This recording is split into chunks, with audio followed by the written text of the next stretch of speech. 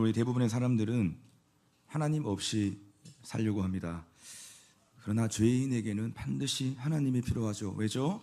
하나님이 우리의 모든 죄의 문제와 인생의 모든 문제를 해결해 주시는 분이시기 때문입니다. 그러므로 하나님 안에 구원이 있고 하나님 안에 영생이 있고 하나님 안에 참 행복이 있는 줄로 믿습니다. 오늘 본문은 전도자 빌립이 한 사람에게 전도한 일을 기록하고 있습니다. 여러분, 빌립이 복음을 전했던 전도 대상자가 누구였습니까? 에티오피아 여왕의 국고를 맡고 있었던, 그러니까 재정을 맡고 있었던 관리인 넷이었습니다. 여러분, 이 넷이는 지금 예루살렘에 예배하러 왔다가 다시 본국으로 돌아가는 중이었는데요. 근데 예수도 믿지 않는 이 넷이가 왜 예루살렘에 예배하러 왔을까? 우리가 의구심을 갖게 되는데, 여러분, 결국은 이 넷이가 그만큼 영적으로 지금 목마르고 갈급한 상태에 있었다는 것을 우리가 좀 유추해 볼 수 있지 않겠습니까? 얼마나 지금 영적으로 갈급했으면, 아직 하나님도 잘 모르는데, 예수님도 모르는데, 야, 그 예루살렘 가면 그 뭔가 예배를 드린다더라, 거기 가면 뭔가 종교 집회가 있다더라. 여러분, 그것을 저기 아프리카 땅 에티오피아에서 그 얘기를 들었던 거예요. 그러니까 그 먼 거리를 달려와서 지금 예루살렘에서 예배하러 왔다가 다시 본국으로 돌아가는 중이었다는 겁니다. 자, 이 넷이가 예루살렘에 왔다가 돌아가고 있는 이 와중에 전도자 빌립은 성령님으로부터 명령 하나를 받습니다. 바로 오늘 본문 26절인데요. 26절 보니까 주의 사자가 빌립에게 말하여 이르되 일어나 남쪽으로 향하여 예루살렘에서 가사로 내려가는 길까지 가라 하니 그 길은 광야라. 여러분, 원래 전도자 빌립은 사마리아 지방에서 사역을 하고 있었는데요. 너는 남쪽으로 내려가서 그 에티오피아 내시에게 복음을 전하라고 하는 성령의 음성을 듣게 되었다는 겁니다. 그래서 빌립은 에티오피아 내시에게 예수의 복음을 전했고, 그래서 그로 인해서 그 내시는 세례까지 받고 기쁨 가득 충만되어서 다시 본국으로 돌아갔습니다. 여러분, 이 사건은 아주 평범해 보이지만 매우 역사적인 사건이었습니다. 왜냐하면 사도행전 1장 8절의 말씀이 성취된 사건이기 때문입니다. 사도행전 1장 8절 말씀 기억하시죠? 오직 성령이 너희에게 임하시면 너희가 권능을 받고 예루살렘과 온 유대와 사마리아와 땅끝까지 이르러 내 증인이 되리라. 땅끝까지 이르러, 즉 아프리카 에티오피아까지 지금 복음이 확장된 사건이었습니다. 그래서 이 넷이는 아프리카에서 최초로 그리스도인이 되었던 사람이었던 거예요. 하나님이 이 사건을 왜 사도행전에 포함시키셨을까? 하나님이 이 사건을 사도행전에 포함시킨 이유가 무엇일까요, 여러분? 그만큼 1대1 전도가 얼마나 중요한지, 그리고 그 전도를 어떻게 하는지를 하나님은 지금 우리에게, 모든 성경의 독자들에게 알려주시기 위함이었던 겁니다.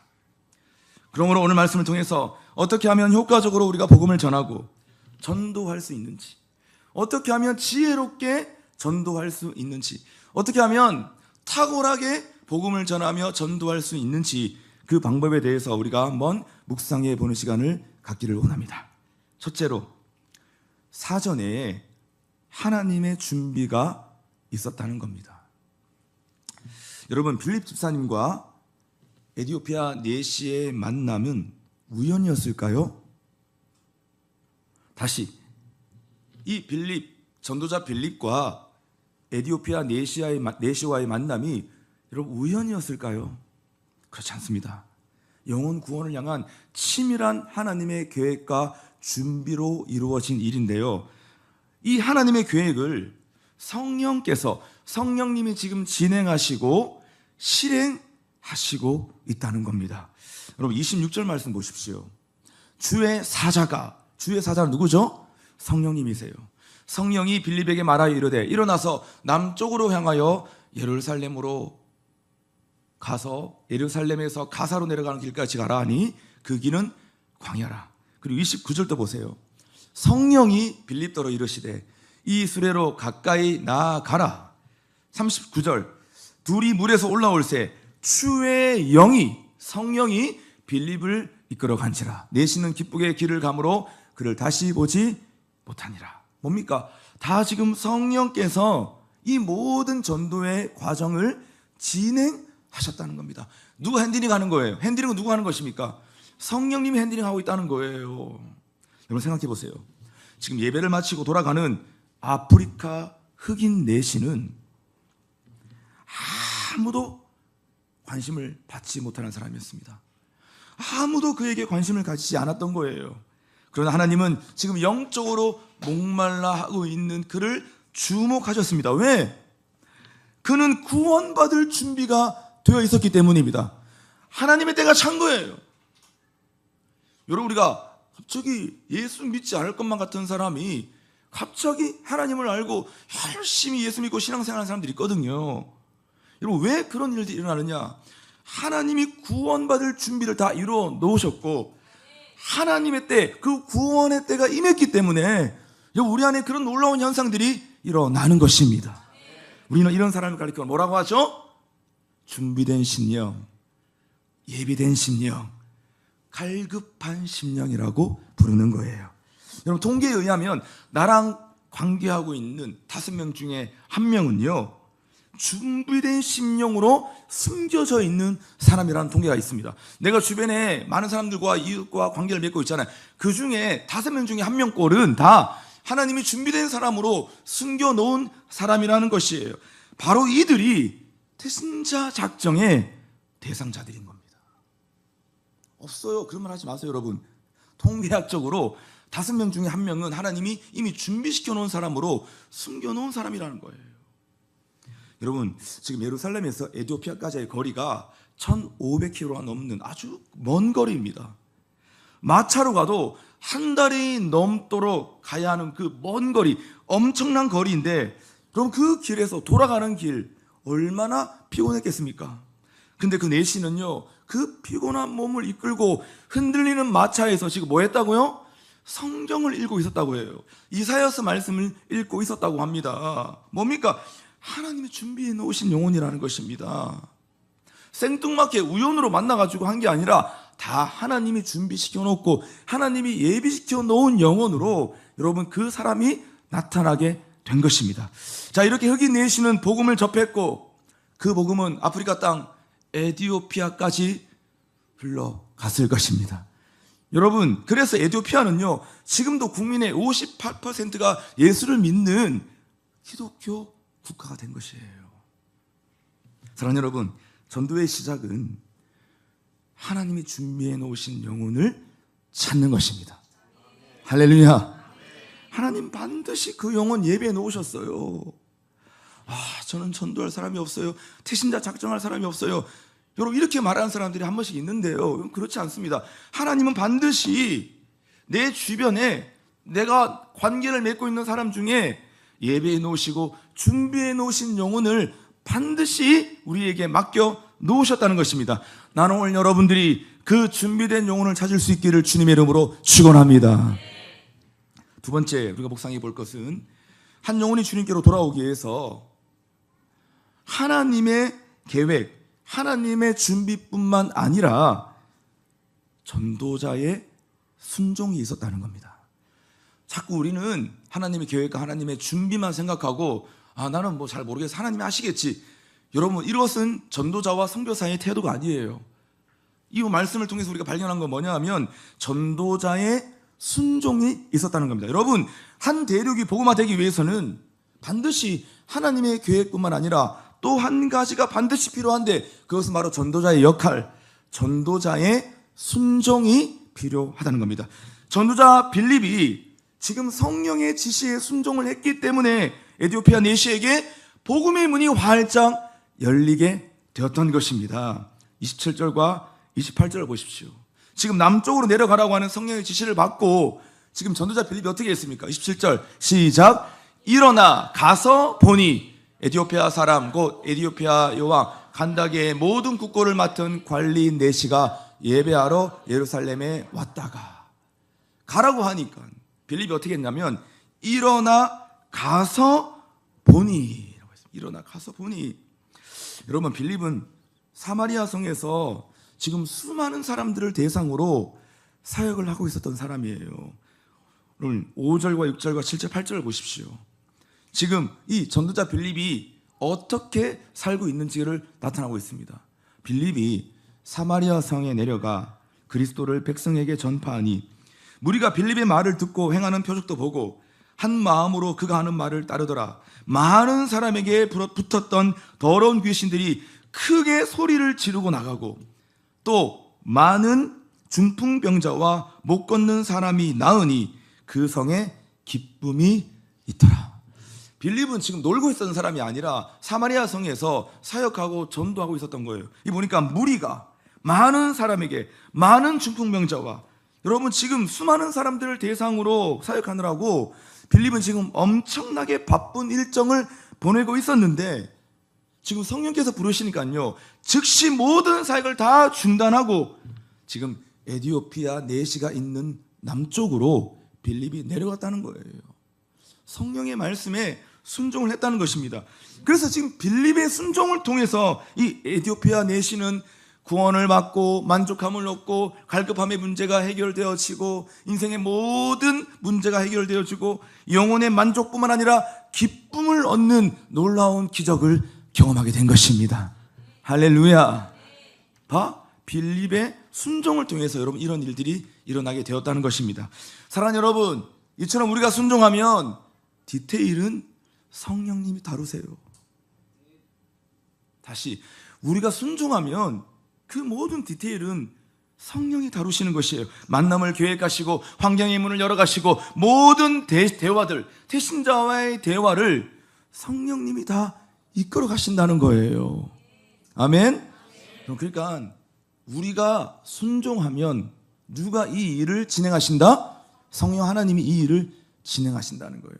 근데 많은 사람들은 순종도 안 하고 성령님의 역사가 없어, 하나님의 역사가 없어 이렇게 말을 하는데, 언제 하나님의 역사가 나타나냐면 내가 즉시 온전히 기쁘게 순종했을 때 하나님의 강력한 역사가 우리 가운데 일어나게 되는 것입니다. 뭐 했을 때?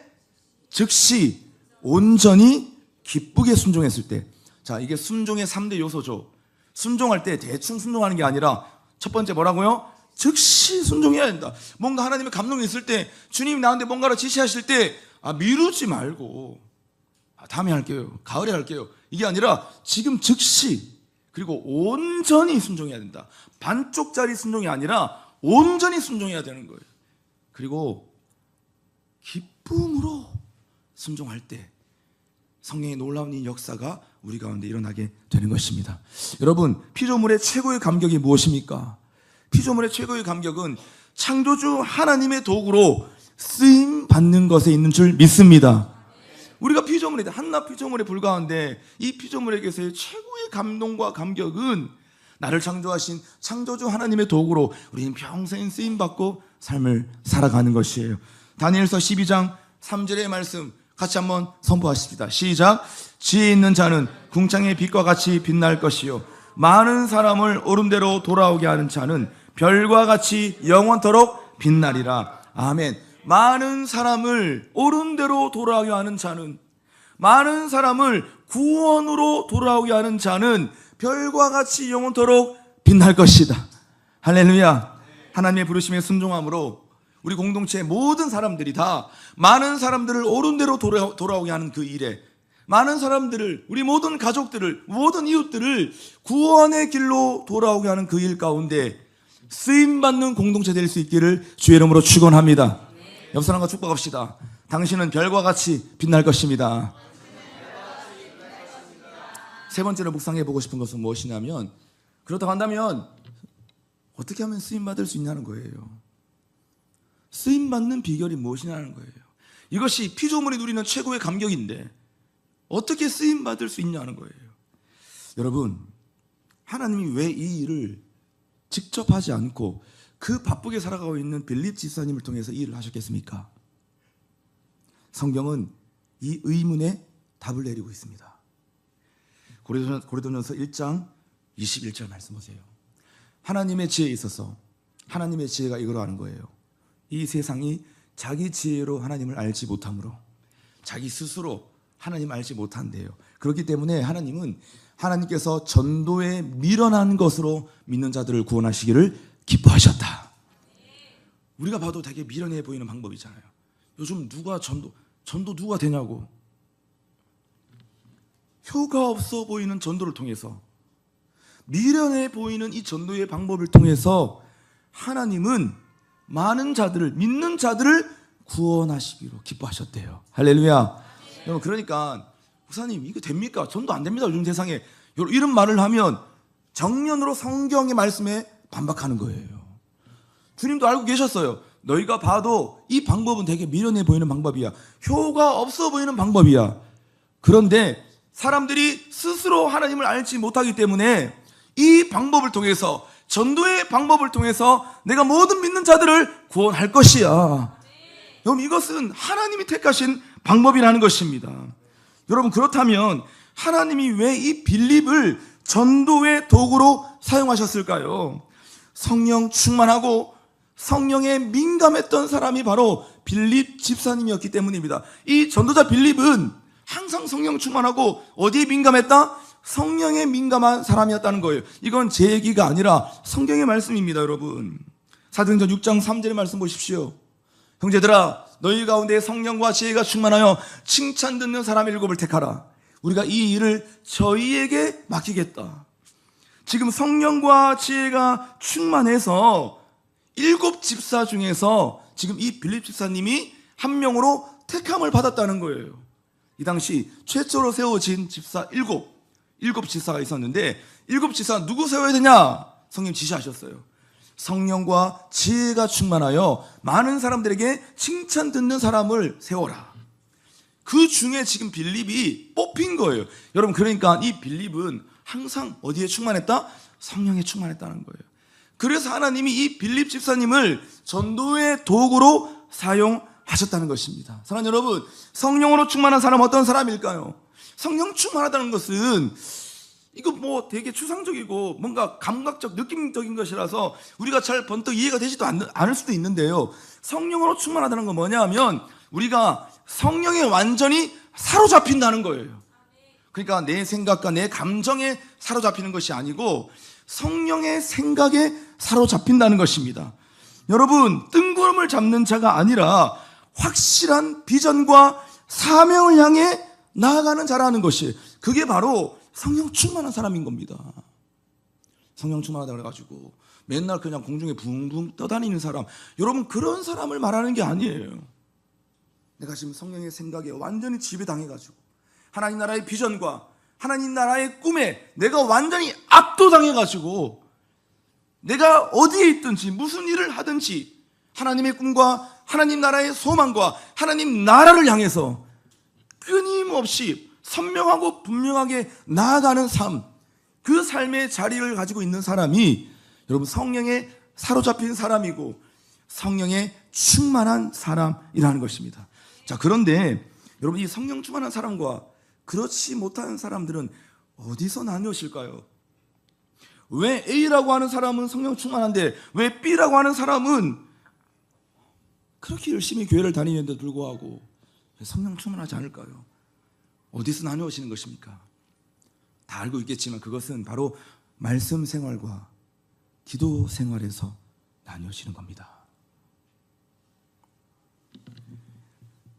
말씀과 기도가 없는데 어떻게 하나님 아버지의 마음을 알 수가 있겠습니까? 말씀과 기도가 없는데 어떻게 잃어버린 영혼들을 향한 아버지의 눈물을 알 수가 있겠습니까? 말씀과 기도가 없는데 어떻게 내가 성령 충만한 인생이 될 수 있습니까? 말씀과 기도가 없는데 어떻게 내 인생 하나님을 경험하는 인생이 될 수가 있겠습니까?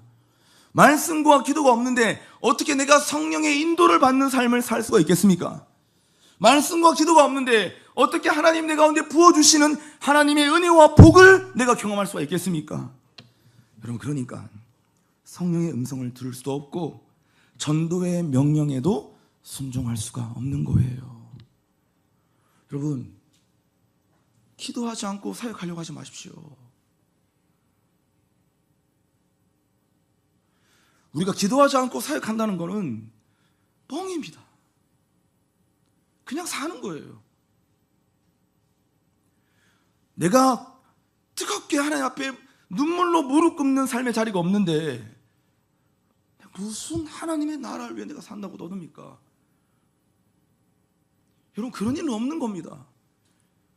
기도가 없는데 믿음이 어디 있습니까? 기도 없는데 소명이 어디 있고, 기도 없는데 순종이 어디 있습니까? 기도 없는데 내가 뭔가를 막 하려고 한다. 다 내 힘과 내 능력으로 하려고 하다가 다 망하는 거예요.